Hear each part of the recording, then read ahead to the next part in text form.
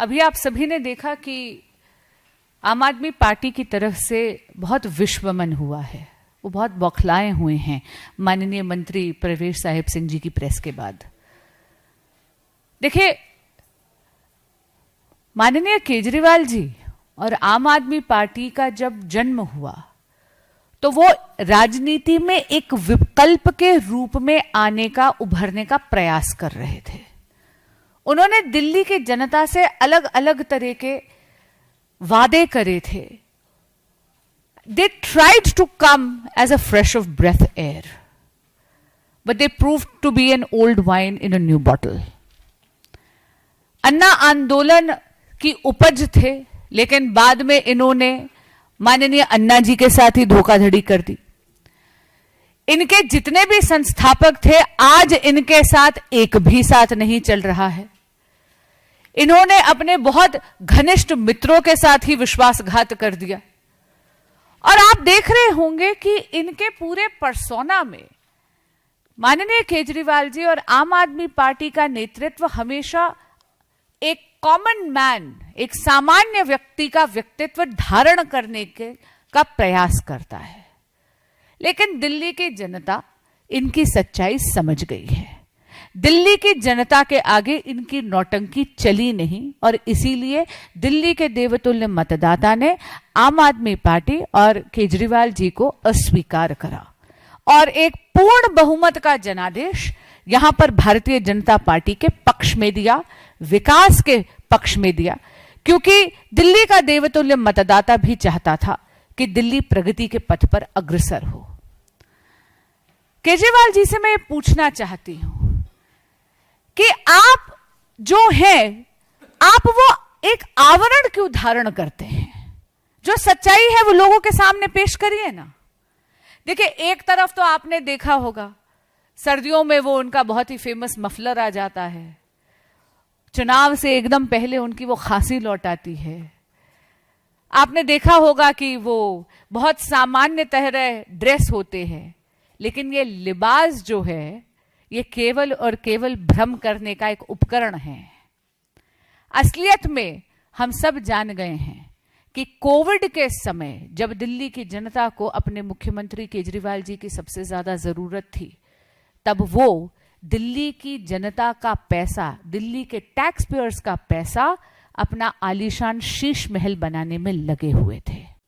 उसके बाद जब वो चुनाव हार गए तो वो जाकर पंजाब में रहने लगे और वहां पर उन्होंने सरकारी पैसे का दुरुपयोग करा अपनी शान के लिए, अपनी ठाट के लिए। ये बात जग जाहिर है।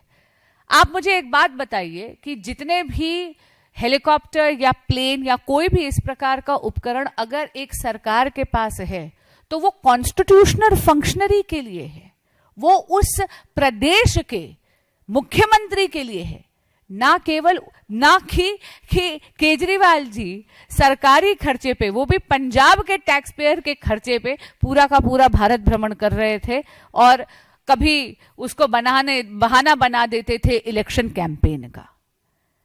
और अब जब वो ना विधायक थे ना मुख्यमंत्री थे, तो भी उन्होंने ये कहा और दिखा भी दिया अपने कॉन्डक्ट से, वो लुटियंस के सरकारी बंगलों में रहे अपने तत्कालीन राज्यसभा के सदस्य के घर में। अब मैं दोगलापन क्यों कह रही हूं? क्योंकि ये वो नेता है जिन्होंने बड़े बड़े दावे करे थे। इन्होंने दिल्ली की जनता से कहा था मैं सरकारी गाड़ी नहीं लूंगा, इन्होंने सरकारी गाड़ी ली। इन्होंने ये कहा कि कभी भी मैं सरकारी बंगला नहीं लूंगा, सरकारी बंगले में रही नहीं बल्कि कचहरी तक जाकर सरकार से यह मांग करी कि आप मुझे एक सरकारी बंगला दीजिए। इन्होंने अपने बच्चों की कसम खाई, लेकिन ऐसा लग रहा है कि केवल बच्चों की झूठी कसम नहीं खाई, इन्होंने न जाने कितने अनगिनत झूठे वादे करे देश की और दिल्ली की जनता के साथ। मुद्दा लग्जरी में रहने अकेले का नहीं है, मुद्दा दो तरह का है। पहला मुद्दा है जो शीश महल इन्होंने बनाया था सरकारी पैसे का दुरुपयोग कर कर, टैक्स पेयर को ठग कर।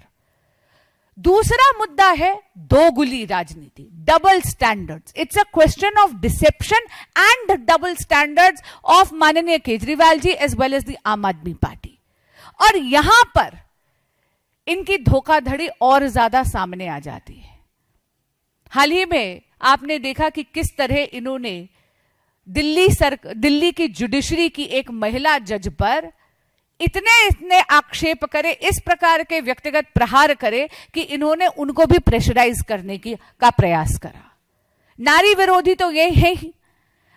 अभी जो संशोधन आया था नारी शक्ति वंदन अधिनियम का संशोधन, उसमें भी आम आदमी पार्टी ने एब्स्टेन नहीं करा मित्रों, उन्होंने लाल बटन दबाकर मुखालफत करी। अगर आप पूरा का पूरा वो पैटर्न देखेंगे वोटिंग का, तो लाल बटन दबाकर उन्होंने मुखालफत करी। यानी ये केवल ये चाहते थे कि महिलाओं की भूमिका मतदान केंद्र तक सीमित रह जाए। महिलाओं की भूमिका जब सत्ता में भागीदारी की बात आई तो इन्होंने अपनी जिम्मेदारी से मुंह मोड़ लिया।